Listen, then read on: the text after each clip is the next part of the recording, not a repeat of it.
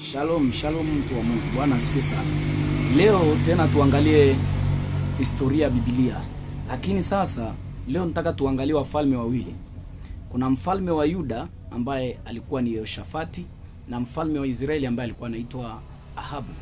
Sasa watu wa Mungu, unaweza ukawa unajiuliza, mbona Yuda ni pati ya kabila 12 ya Israeli? Kwa nini kumekuwa na mfalme wa Yuda na kumekuwa na mfalme wa Israeli? Wakati yote ilikuwa ni kabila 12, zote ilikuwa ni taifa moja. Bwana Yesu apewe sifa.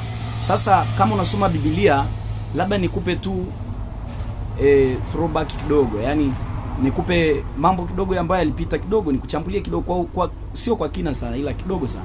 Sasa ukisoma kwa nini kabila kunatokea Israeli, kuna kabila ya Israeli na kabila ya Yuda. Bwana Yesu apewe sifa. Alafu kuna watu wanatawala wafalme wawili. Sasa historia hii unaweza kuipata kwenye kile kitabu cha Wafalme wa Kwanza sura ya 12 pale. Sasa unaposoma pale utakuta Sulemani, kuna historia ya wafalme kwanza ujue. Mfalme wa kwanza kuitawala Israeli alikuwa ni nani? Sauli. Na Sauli baada ya kufa akapokea madaraka nani? Daudi. Daudi naye baada ya kufa akapokea madaraka Sulemani mtoto wake. Wote hawa waliweza kuongoza kabila 12 za Israeli kama taifa moja na wakawa chini ya mfalme mmoja. Bwana Yesu apewe sifa.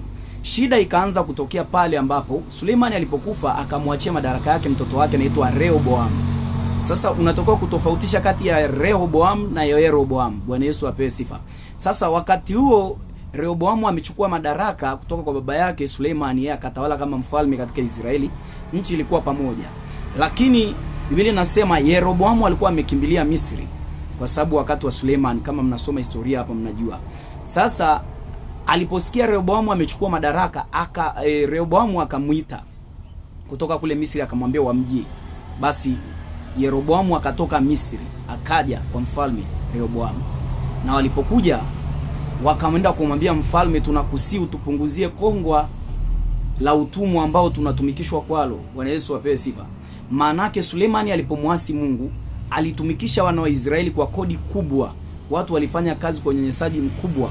Kwa hiyo Israeli ikawa inateseka wakati wa Sulemani. Bwana Yesu apewe sifa. Mkumbuke Sulemani aliasi Mungu alipooa mwanamke wa kigeni ambao Mungu alikataa. Kwa hivyo akawa sababu ya kuingiza pia Israeli kwenye matatizo makubwa. Baraka zikaondoka ndani ya nchi. Basi sasa Yeroboamu walipoenda wakamuuliza mfalme, mfalme akamwambia nendeni mnirudie siku ya 3. Walipoenda kweli wakarudi siku ya 3, mfalme akamwambia kwamba wakamwambia tumekuja kufuata majibu. Biblia inasema kwamba Rehoboamu kwanza akataka shauri kwa wazee, mfalme huyu wa Israeli wakati huo. Alipotaka shauri kwa wazee, basi wazee wakamwambia uwafanyie wema hao watu ili waweze kukupenda wewe. Uwafanyie wema, uangalie jinsi baba yako alikuwa anawatumikisha, uwapunguzie huo utumwa. Rehoboamu akaacha shauri la wazee, akataka shauri kwa vijana. Biblia inasema nao vijana wakamshauri wakamwambia, waambie hivi, kidole changu cha mwisho ni kinene kuliko kiuno cha baba yangu. Kama baba yangu aliwatumikisha sijui kwa mijeledi na nini, mimi nitawapiga kwa nge. Bwana Yesu apewe sifa. Yaani nitawaongezea utumwa mara 100 ya ile baba yangu mlikuwa mnaona akiwatesa. Bwana Yesu asifiwe sana. Basi akawafukuza Israeli wakaondoka. Sasa Israeli walipoondoka, wakaenda wakasema, sasa tuna sehemu gani katika Daudi kama huo ufalme umegawanyika? Maana kambi yake ilikuwa Yuda. Alikuwa katika kabila ya Yuda huyu Rehoboam. Bwana Yesu apewe sifa. Wakaamua kujigawa. Kwa hiyo hapo ndipo tunapopata mgawanyiko wa kabila 12 za Israeli.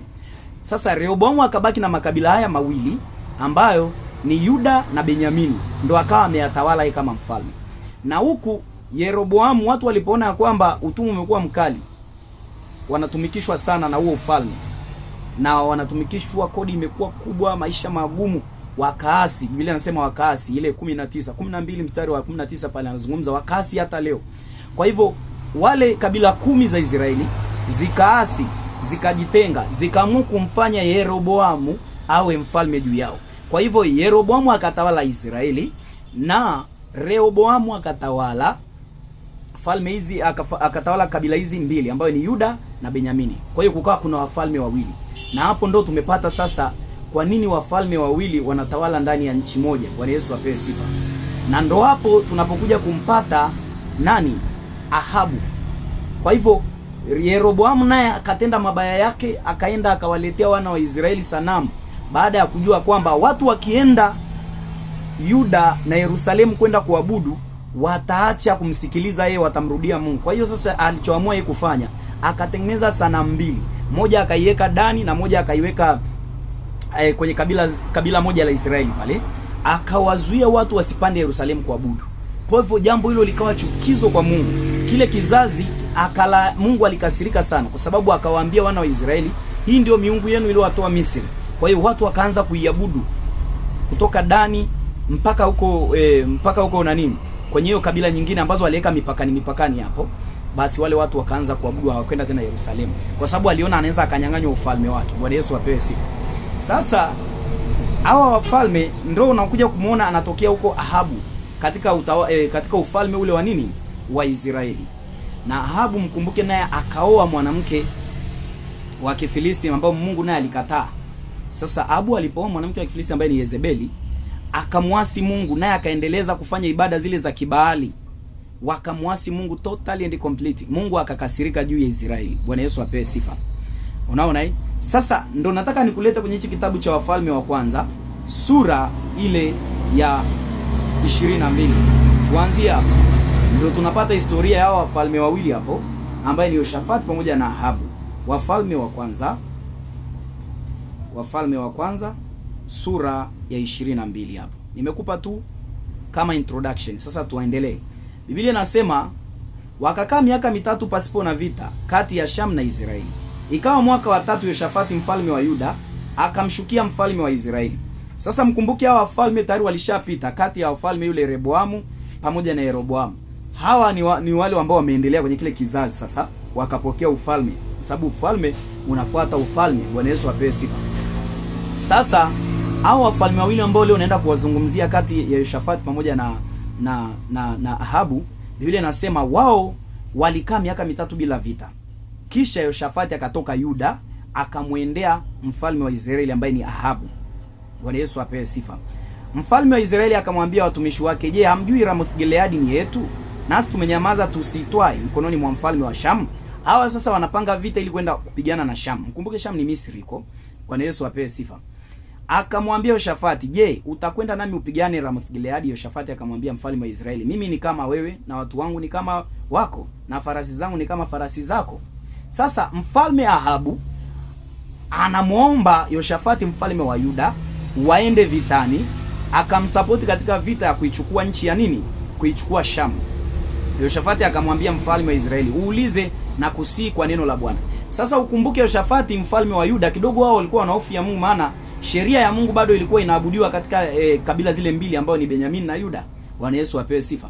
Sasa baada Yoshafati kusikia wanaenda vitani, akamwambia mfalme wa Israeli kwamba nakuomba tuende tukaulize leo kwa Bwana, kwa sababu walikuwa na taratibu ya kwamba kabla hawajaenda vitani watafanyaje? Waende wakaulize kwa Bwana.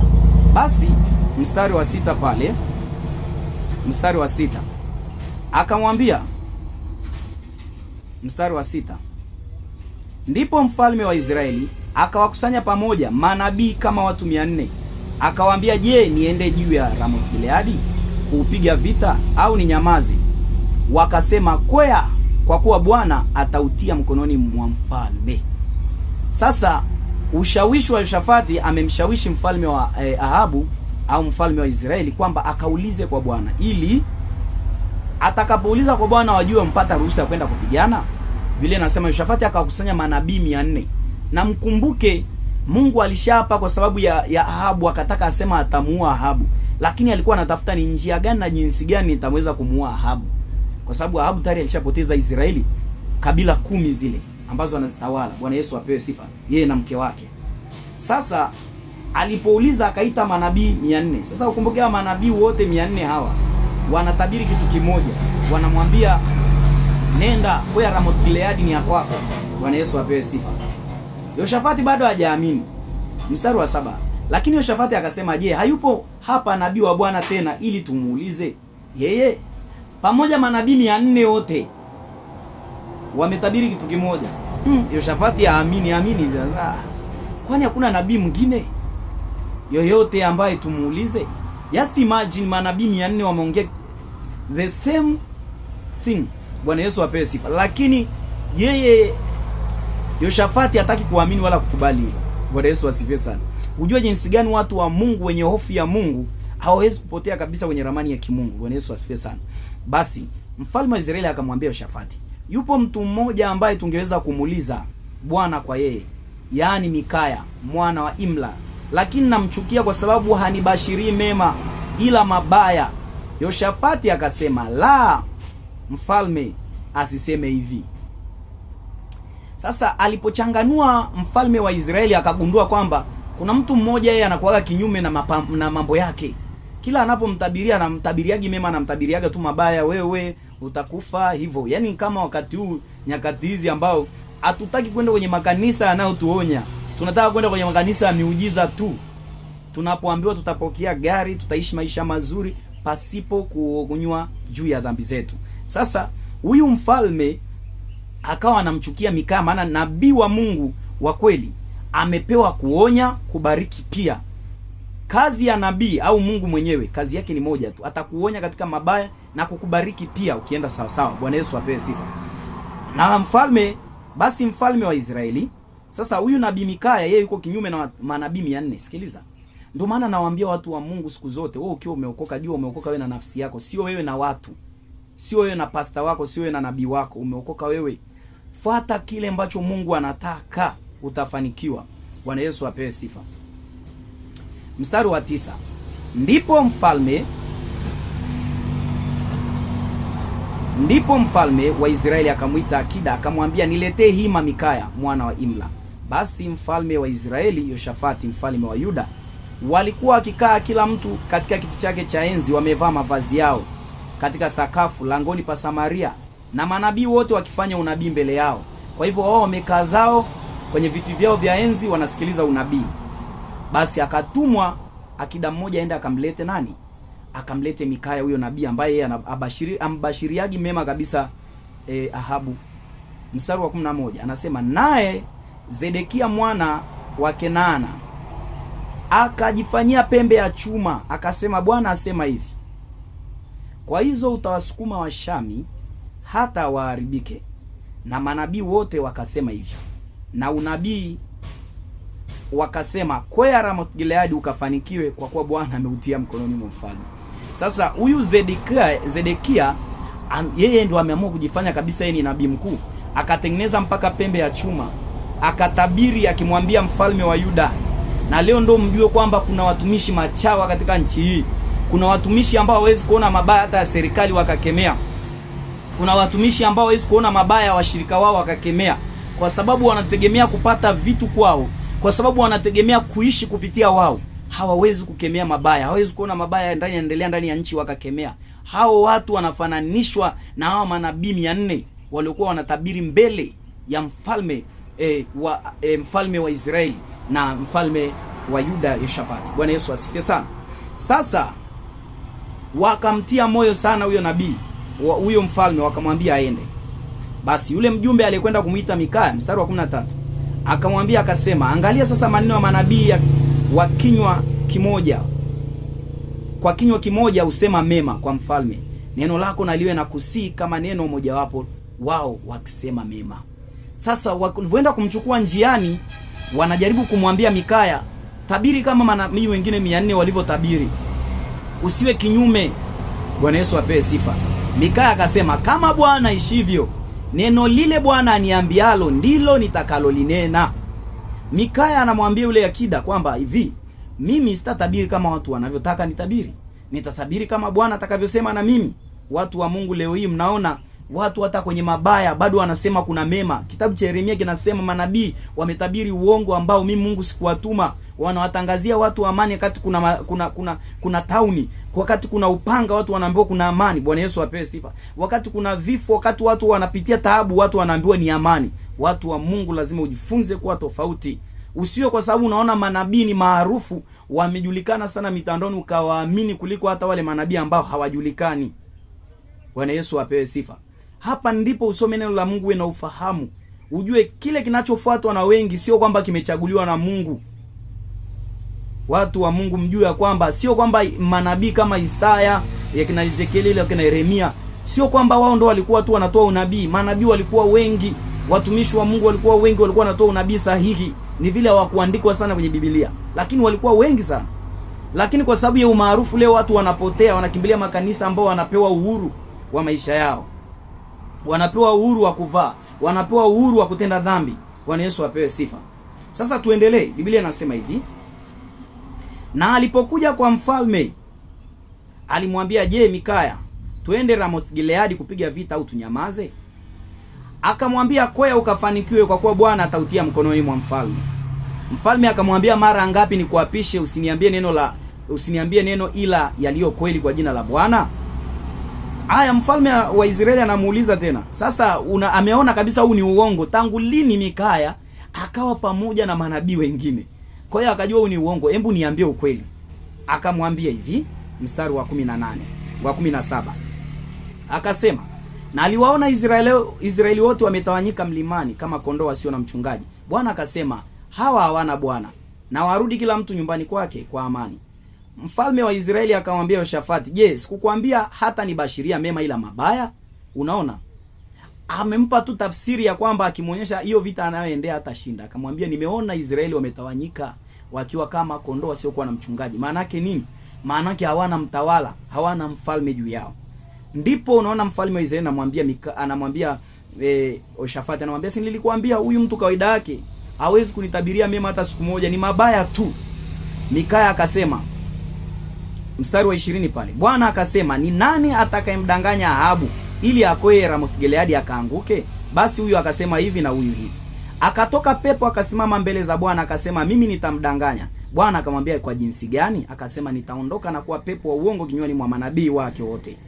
Akasema, utamdanganya na kudiriki pia aondoke akafanya hivyo. Basi angalia, Bwana ametia pepo wa uongo kinywani mwa manabii wako hawa wote, naye Bwana amenena mabaya juu yako. Ndipo akakaribia Zedekaya mwana wa Kenana akampiga kofi Mikaya la shavu, akasema, roho wa Bwana alitokaje kwangu ili aseme na wewe? Mikaya akamwambia, angalia, utaona siku ile utakapoingia katika chumba cha ndani ili ujifiche. Mfalme wa Israeli akasema, mchukueni Mikaya mkamrudishe kwa Amoni mkuu wa mji, na kwa Yoashi mwana wa mfalme, mkaseme hivi, mfalme asema hivi, mtieni mtu huyu gerezani, mkamlishe kwa chakula cha shida na maji ya shida hata atakaporudi kwa amani. Mikaya akasema, ukirudi kabisa kwa amani, Bwana hakusema kwa mimi. Akasema, sikieni enyi watu wote. Basi mfalme wa Israeli Yoshafati wa Yuda wakakwea mpaka Ramoth Gileadi. Mfalme wa Israeli akamwambia Yoshafati, nitajibadilisha na kuingia vitani, lakini wewe uvae mavazi yako.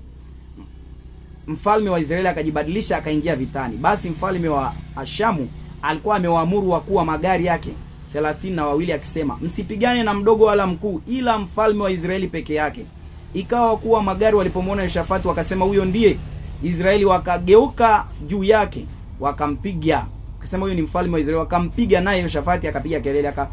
Ikawa wakuu wa magari walipoona ya kuwa sie mfalme wa Israeli, wakageuka nyuma wasimfuate. Mtu mmoja akavuta upinde kwa kubahatisha, akampiga mfalme wa Israeli mahali pa kuunga mavazi yake ya chuma. Kwa hiyo akamwambia muendesha gari, geuza mkono wako unichukue kutoka katika jeshi, kwa kuwa nimejeruhiwa. Pigano likazidi kuwa siku ile, mfalme akategemezwa garini mwake kinyume cha Washami, hata jioni akafa, damu yake katoka katika jeraha yake ndani ya gari. Bwana Yesu apewe sifa. Mmeona historia ya wafalme wawili.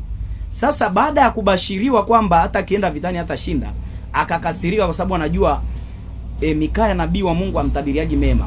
Na kwa nini nabii Mikaya amekuwa kinyume na manabii wote 400?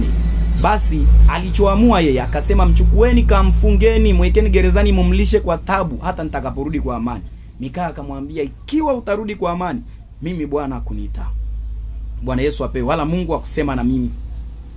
Ndipo mfalme wa Israeli akaona hivi anaweza akawa anaongea kweli nini? Akaamua akachukua, akamwambia Yoshafati, sasa wewe cha kufanya, vaa ya mavazi yangu ya kifalme, alafu na mimi nitajibadilisha. Ili unaona ujanja wa Yoshafati wa Ahabu, akaamua kumsikazia mwenzake kifo ili aangalie ni kweli. Lakini pamoja na kumsikazia mwenzake kifo, bado kifo hakikumwacha yeye. Maana target ya Mungu ilikuwa ni Ahabu afe. Bwana Yesu apewe sifa. Ndipo unapoona wakaenda vitani, alafu watu anasema, Biblia anasema mfalme wa Shamu alikuwa amewaamuru wakuu wake wa magari na mishale, msipigane na mkubwa wala mdogo, hakikisheni tu mfalme. Ahabu ndo target ya kifo, yani huyo ndo target yetu. Watu wakapigana, wakaangalia mfalme ni yupi, wakamuona Yoshafati, wakadhani ndo mfalme wa nani, wa Israeli. Wakamshambulia, Yoshafati akapiga kelele, Mungu nisaidie, sio mimi.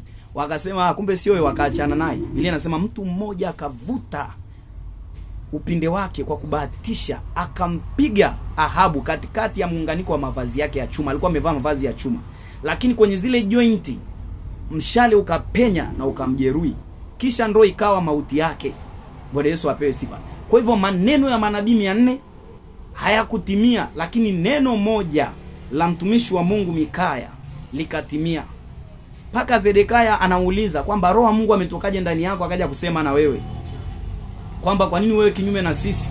Bwana Yesu apewe sifa. Sasa watu wengi wanashangaa sana, kwa nini watu kama sisi tunakuwa manabii tunageuka tunakuwa kinyume na watumishi wengine? Sio kwamba tunakuwa kinyume, hatuwezi kuwa na sisi tumekamilika, lakini kuna yale Mungu ambaye ametuonya lazima tuyafuate hayo. Watu wa Mungu, tusiende kanisani kwa ajili ya kutiwa moyo. Jua ya kwamba ili mtu aweze kupona, kama anafanywa operation lazima apitie maumivu. Atapasuliwa, atashonwa kwa nyuzi, aiza kwa ganzi au sio kwa ganzi, na hata kishonwa kwa ganzi bado maumivu anapata. Bwana Yesu apewe sifa. Maanake unapoenda kanisani lazima uchongo, upate maumivu ya kukatwa dhambi zako ili uweze kufanikiwa. Upate afya njema ya kiroho lazima uonywe. Bwana Yesu apewe sifa. Sasa hawa wafalme wamenifundisha jambo moja kubwa sana. Watu wa Mungu, kunao watumishi wa Mungu katika nchi hii leo, wapo kwa sababu ya masilahi, wapo kwa sababu ya kuungana na viongozi ambao wao wanapotosha wananchi, wanatesa wananchi, wanaharibu watu wa Mungu, na hao wameungana, waoni mabaya yao. Watu wa Mungu wakubali kuonywa. Kubalini kuonywa. Mungu anapomuonya mtu aimanisha na kuchukia. Bwana Yesu apewe sifa. Tunapowaonya viongozi wa nchi hatuwachukii. Na niwaambie, ubaya haufutu kwa ubaya, ubaya unafutwa kwa wema. Hata Biblia inasema msimlipe mtu ubaya kwa ubaya, jifunzeni kulipa mema badala ya mabaya. Kwa hivyo watu serikali, msione kwamba wananchi wanaichukia serikali.